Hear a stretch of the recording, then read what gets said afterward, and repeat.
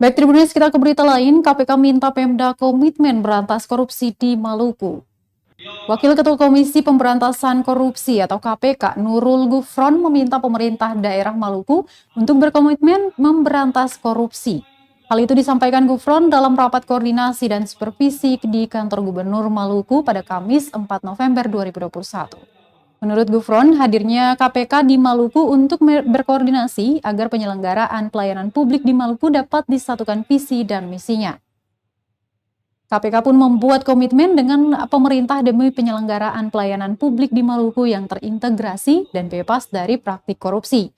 Komitmen tersebut berisikan adanya implementasi pencegahan korupsi dan perbaikan tata kelola pada area perencanaan dan penganggaran APBD dan pengadaan barang juga jasa, perizinan pengawasan oleh APIP, manajemen ASN, manajemen aset daerah, optimalisasi pajak daerah, dan tata kelola keuangan. Kedua, mengoptimalkan upaya peningkatan pendapatan pajak daerah melalui penggalian potensi dan pengembangan inovasi pajak. Ketiga, mengoptimalkan kembali upaya penatausahaan, pengamanan, dan penyelesaian permasalahan barang milik daerah melalui program sertifikasi, penertiban, dan pemulihan aset daerah, serta mengembalikan semua aset negara atau daerah segera setelah selesai menjabat seusai aturan yang berlaku.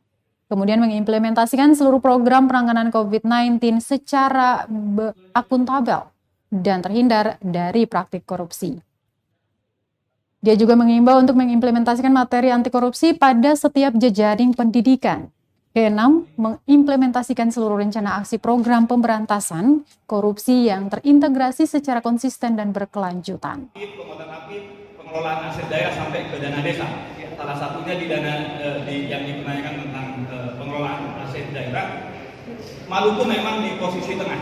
Jadi dalam struktur ke-34 provinsi, Maluku di tatanan tengah. Artinya memang tidak di bawah-bawah banget, tapi perlu ditingkatkan dulu. Terus kemudian agar administrasi tertib dan kemudian penentuan statusnya, miliknya di mana, siapa yang menggunakan, kalau menggunakan pihak ketiga, berapa income-nya atau pemasukan PAD-nya kepada Maluku. Itu untuk apa? Sekali lagi, pertama untuk mengamankan, yang kedua meningkatkan, mengoptimalkan hasil dari aset-aset tersebut.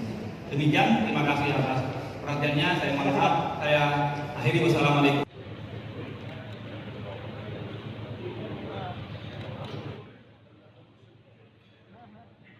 Terima kasih sudah nonton. Jangan lupa like, subscribe, dan share ya.